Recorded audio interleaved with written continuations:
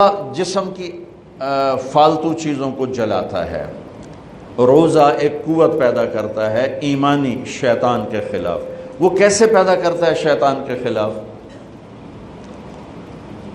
اللہ تعالیٰ حلال کو بھی حرام کر دیتا ہے۔ جب بیوی کو بھی شہوت سے دیکھنا حرام ہو گیا اور یہ اس پہ قابو پا گیا تو اوروں کی عزت کو یہ حرام نظر سے کیوں دیکھے گا؟ جب یہ حلال کھانا چھوڑ گیا تو یہ جھوٹ کیوں بولے گا؟ یہ گالی کیوں دے گا؟ یہ غیبت کیوں کرے گا؟ جب یہ کان میں دوائی ڈالنا چھوڑ گیا کہ روزہ ٹوٹ جاتا ہے تو یہ اوروں کی غیبت کیوں سنے گا؟ اوروں کی برائی کیوں سنے گا؟ جب یہ آنکھ میں دوائی نہیں ڈالتا ہے کہ وہ حلق میں جاتی وہاں سے وہ پیٹ میں چلی جاتی ہے، روزہ ٹوٹ جاتا ہے، تو یہ ان آنکھوں سے غلط کیوں دیکھے گا؟ یہ غلط کیوں کسی کی عزت کے اوپر اپنی بددیانت نظر کو ڈالے گا؟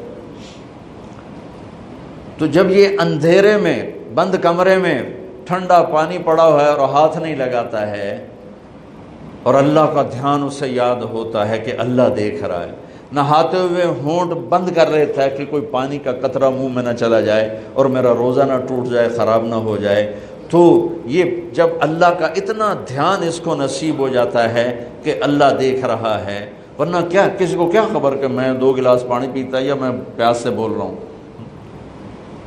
تو جب وہ اللہ کو اتنا اپنے دھیان میں لے آتا ہے کہ اللہ دیکھ رہا ہے، میں پانی نہیں پیوں گا، اللہ دیکھ رہا ہے، میں بیوی کو ہاتھ نہیں لگاؤں گا، اللہ دیکھ رہا ہے، میں کسی کی عزت پر بری نظر نہیں ڈالوں گا، اللہ دیکھ رہا ہے، میں کسی کی برائی نہیں سنوں گا، اللہ دیکھ رہا ہے، میں کسی کی برائی نہیں کروں گا، تو پھر جب یہ بازار میں جائے گا تو جھوٹ تو نہیں بولے گا، جب یہ تولے گا تو غلط تو نہیں تولے گا۔ ہاں یہ الگ بات ہے، بہت سے مجھے ملے کہ جب بس رمضان میں جھوٹ چھوڑ دیتے ہیں، اس کے بعد پھر شروع ہو جاوی تھا رمضان میں رشوت نہیں لیتا ہوں، اس کے بعد پھر شروع ہو جاتا ہے۔ تو چلو شکر ہے 1 مہینہ تو مسلمان رہتے ہیں۔ اچھا اس کی وجہ کیا ہے کہ رشوت خور کا تجربہ رمضان میں نہیں، جی نہیں، رمضان میں جھوٹ نہیں بولنا، رمضان میں صحیح تولنا ہے، رمضان میں غلط نہیں تولنا ہے۔ کیوں؟ شیطان قید ہو جاتا ہے۔ رمضان میں نمازی کیوں بڑھ جاتے ہیں؟ شیطان قید ہو جاتا ہے۔ کسی امت کو یہ نہیں ملا کہ رمضان میں شیطان قید کیے جائیں، اس امت کو ملا رمضان میں شیطان قید ہو جاتے ہیں۔ کسی امت کو یہ نہیں ملا کہ رمضان میں جہنم کے دروازے بند ہو جائیں، اس امت کو ملا ہے رمضان میں جہنم کے دروازے بند ہو جاتے ہیں، جنت کے دروازے کھل جاتے ہیں۔ کسی امت کو یہ نہیں ملا کہ ان کے لیے ہر مخلوق دعا کرے، رمضان کے مہینے میں اس امت کو یہ ملا ہے کہ ان کے روزہ رکھنے والوں کے لیے چونٹیاں بھی دعا کرتی، پرندے بھی دعا کرتے ہیں، مچھلیاں بھی دعا کرتی ہیں، ہوائیں دعا کرتی ہیں، ہر شے دعا کرتی ہے روزہ رکھنے والے کی۔ اس امت کو ملا۔ کسی امت کو یہ نہیں ملا کہ آخری رات ان کی سب کی بخشش ہو جائے، اس امت کو ملا ہے کہ رمضان کی آخری رات سب کی بخشش ہو جاتی۔ کسی امت کو یہ نہیں ملا کہ جنت کی حوریں انہیں روزوں میں یاد کریں، اس امت کو ملا ہے کہ اللہ تعالیٰ جنت کو کہتا ہے کہ تو تیار ہو جا، میک اپ کر لے، میرے بندے آ رہے ہیں، دلہن بن جا، سج دھج کے مجھے دکھا دے تاکہ میں اپنے بندوں کو پیش کروں تحفے کے طور پر۔ یہ ہے تمہاری بھوک کا بدلہ، یہ ہے تمہاری پیاس کا بدلہ۔ بھوک پیاس، یہ ایک لغت کی بات یاد آ گئی۔ جس گھوڑے کو جنگ کے لیے تیار کیا جاتا تھا، جیسے آج بھی جن گھوڑوں کو ریس کے لیے تیار کرتے ہیں، انہیں تھوڑا کھلاتے ہیں، انہیں زیادہ بھگاتے ہیں۔ اور ہمارے بھی بچپن میں جب گھوڑوں کا دور تھا، ہمارے والد صاحب کے پاس ماشاءاللہ گھوڑے ہوتے تھے بڑے خوبصورت، تو ان گھوڑوں کو جب وہ تیار کرتے تھے سواری کے لیے تو پہلے ویسے ہی بھگا رہے ہوتے تھے۔ 2-4 جو ماہر لوگ تھے آج بھی میری نظروں میں آ گئے ہیں، اب تو سب قبروں میں چلے گئے، تو وہ گھوڑے کو بھگا رہے ہیں۔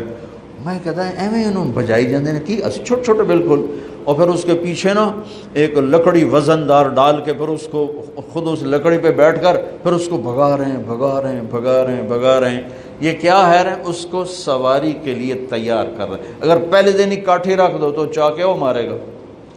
تو جس گھوڑے کو جنگ کے لیے تیار کر دیا گیا ہو، یا آج کے دور میں سمجھ لو جس گھوڑے کو ریس کے لیے تیار کر دیا گیا ہو کہ یہ ریس کے لیے تیار ہے، اس کو کہتے ہیں خیل صائم۔ فرس صائم، روزے دار گھوڑا، روزے دار گھوڑا۔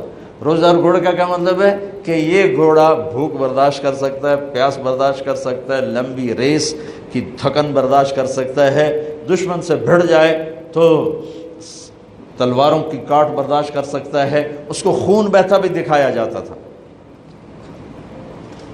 گھوڑے کو خون بہتا دکھایا جاتا، زخم لگا کے اوروں کو، جانوروں کو زخم لگا کے دکھایا جاتا تھا کہ اس کی آنکھ زخم دیکھے، خون دیکھے۔ ایک عرب شاعر کا شعر یاد آ گیا، یدعون عنتر والرماح كأنها اشتان بیر فی لبان الادہم ما زلت ارمیہم بغرۃ وجہہ ولبانہ حتی تسربل بالدم۔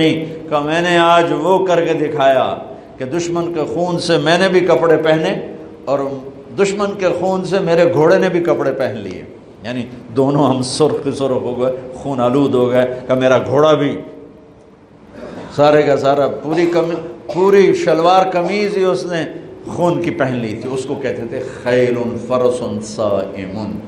تو یہ روزہ ہمیں جنگ کے لیے تیار کرتا ہے۔ کون سی جنگ؟ شیطان کے خلاف۔ اور دوسرا کہتے تھے سامت الریح،